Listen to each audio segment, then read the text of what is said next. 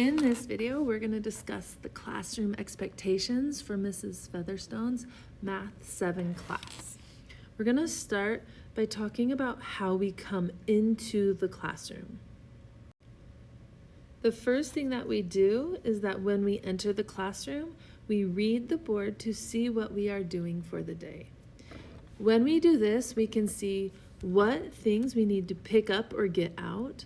So sometimes we will need to pick up our packets or get our Chromebooks out and start iReady right away. It is important that you enter the classroom calmly and quickly. We do not run around the class. We come in, we pick up the things that we need to pick up that are on the projector, and then we sit right at our seat. If there happens to be a day where Mrs. Featherstone is not here, then instead of being on the projector, the instructions will be written on the board, and you still will follow the instructions quickly, quietly, calmly. All right, let's talk about how our class is set up, most specifically on Canvas. When you are logging into Canvas, this image is what our classroom looks like. Remember, it is Miss Featherstone, and we are in Math 7. So you will click on that class to get into Canvas. Once you click on the class, you will be directed to the home screen. Everything that you can do in our class, with the exception of Desmos, can be found on the home screen. So let's take a look at some important components here. As we zoom in, the first thing we have is our key. Our key will tell us the important components of the class. So if you see a green check mark next to an assignment, that means there are practice problems. And practice problems are done in class right after you do the Desmos lesson. If you don't finish them in class, then they turn into homework. The next thing in the key are the assessments. They have the target on them. They are what are counted towards the grade. And assessments are usually quizzes from Canvas or assignments on Canvas that will direct you to Derivata. All right, the next thing are the thinking boards. That's a light bulb.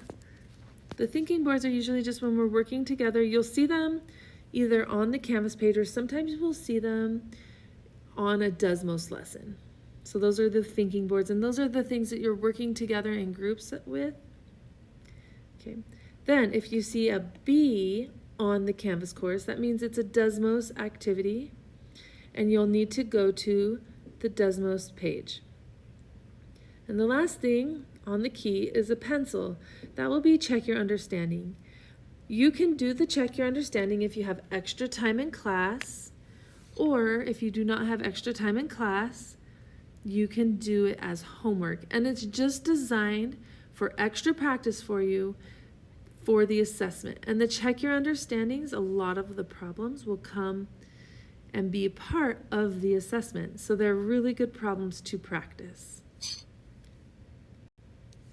After you understand the keys, then we can look at the schedule. Everything can be done on the home page. I will always put the week on the home page with a link to the module for that week. Notice that this one says the last term to turn in grades for term 2 is January 5th. That has passed for us, but I will always put the last date to turn in grades so that you know way ahead of time when you need to get all of your work in by. Granted, I would recommend keeping up with your work because as we saw this last term, a lot of us were trying to get everything done we could and we could not finish it all.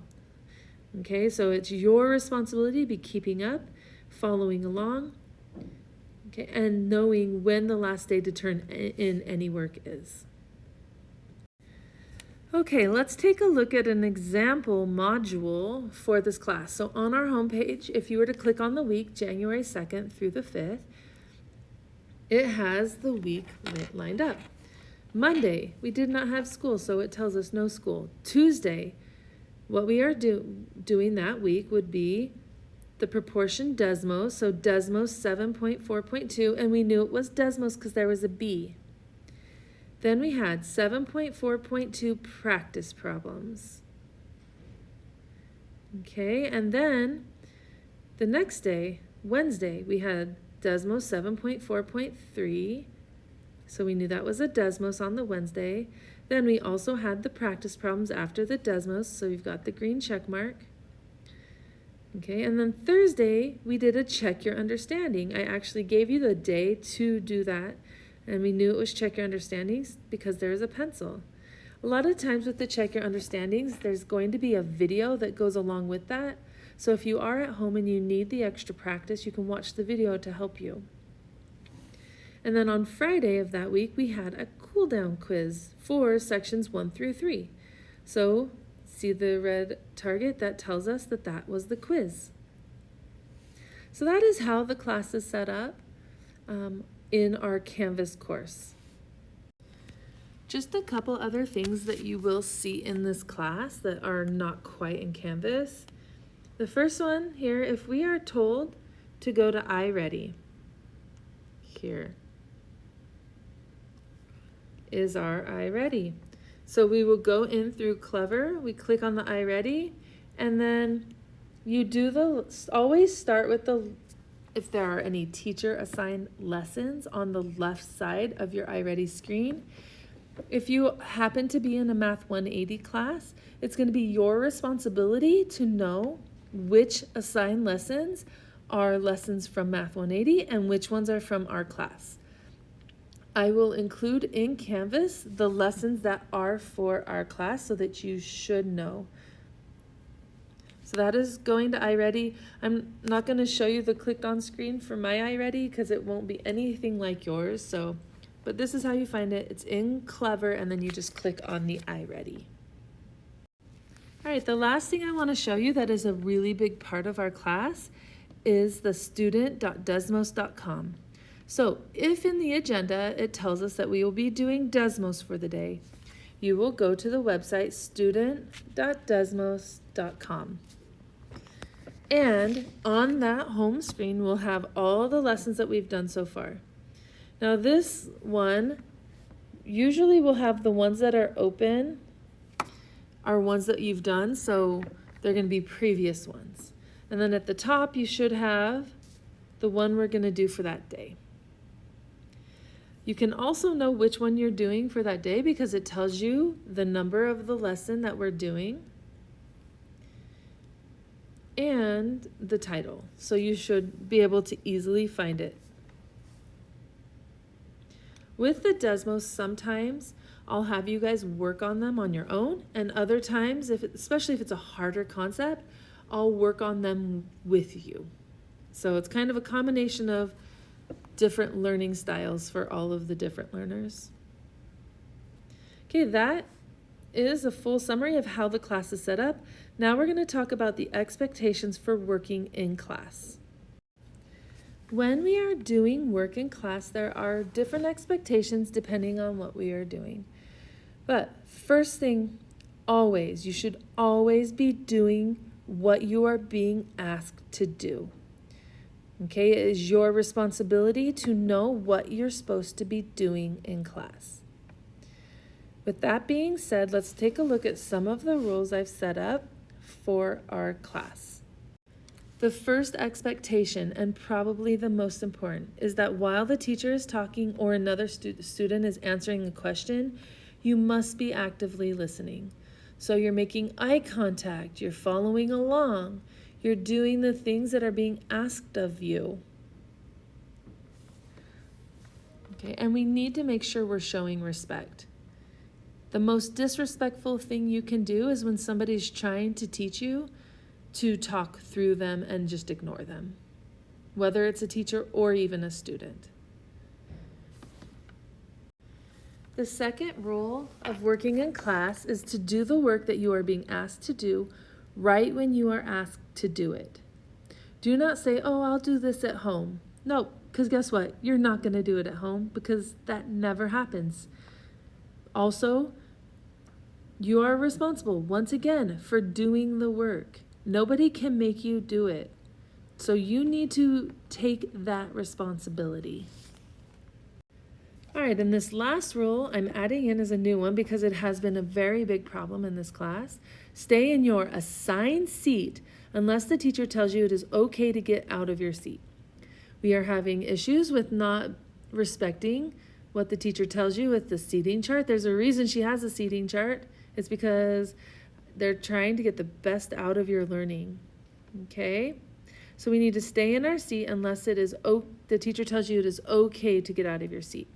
So if your Chromebook is dead, you need to ask the teacher if it's okay for you to move somewhere where you can charge it. Okay, if you need to get a pencil, you need to ask the teacher, is it okay if I go grab a pencil? So we need to stay in our seat unless the teacher tells you it's okay to get out of your seat. Okay, those are the main expectations for working in class. We're going to take a look next at the expectations for the assessments. All right, let's take a look at the expectations for our assessments. Our first expectation is that you should always do the assessment during the allowed time the teacher gives you to take the assessment. Okay, assessments are not to be done at home unless they are the iReady assessments. When you are taking an assessment, it is important that you are quiet. If you are talking, teachers often will assume you are cheating. And I have given zeros to people that have been talking during assessment because it affects the whole class, not just you doing not well on the test, but everybody. So you must be quiet while you are taking an assessment. That includes not getting up, walking around, or anything like that. And the last thing that is pretty important here is that if you want to retake an assessment, you need to show me that you've put effort into getting better at the assessment. So you must have completed the practice problems and the check your understanding for the given quiz. That is how you can get a better grade. That way you are not just guessing to try and get all the answers right. You are actually understanding the problems and knowing what you did wrong to get better. Really quick, I want to go over some important classroom rules about how to deal with some of the things that we have, like our headphones and Chromebooks, and also the rules for hall passes. So first of all, let's talk about the Chromebook expectation rules.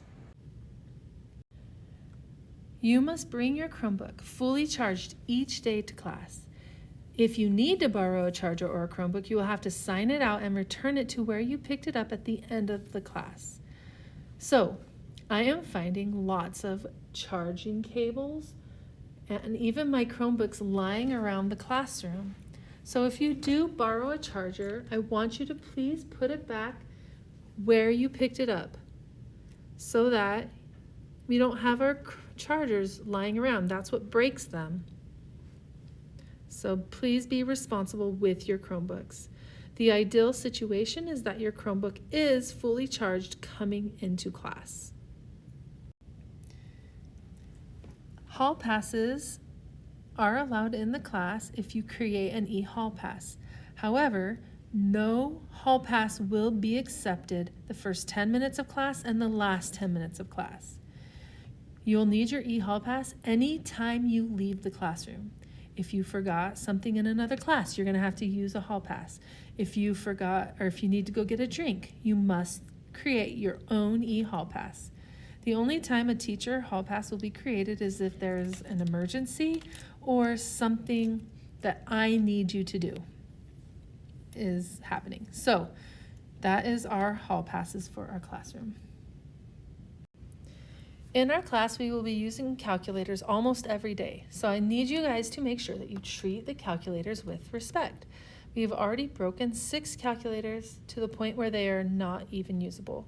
So I need you to make sure that the calculators are not left on the floor, that you do not step on them or smash the calculators in any way. If I see you smash a calculator, you will be responsible for replacing the calculator. The last thing I want to go over is seating charts. Every class will have its own seating chart. You must make sure you sit in the right seat every single day. If you are not in the right seat, you will be marked tardy So make sure you're aware of that. You will be marked tardy if you are not in the right seat. The seating charts will change each new unit we learn. So if you really like a seat, don't get too comfortable. It will change soon. And if there's a seat you really don't like, don't worry. It will change pretty soon. All right, the last thing I want to talk about are just some overall broad classroom expectations, things that you should be doing and knowing. Okay, so first, we're going to follow directions and procedures. The second thing is to show respect to the teacher and the students in the class. That should be very straightforward. We don't yell out, we don't scream, we don't call people names. We stay where we are. We keep the environment safe. Number 3, I want you to participate. So when you're asked to do thinking boards, you participate in the thinking boards. When I ask you to do a certain thing, you do it. And then the 4th thing, and this is really important with math, it is okay to make mistakes in math. That is how you learn in math, as long as you're trying to fix the mistakes. So I am definitely willing to work with you to help you improve and fix any mistakes that you make in this class. So there is the classroom expectations. I hope everything makes sense to you. I know that you guys can do this, and we're going to have a great year.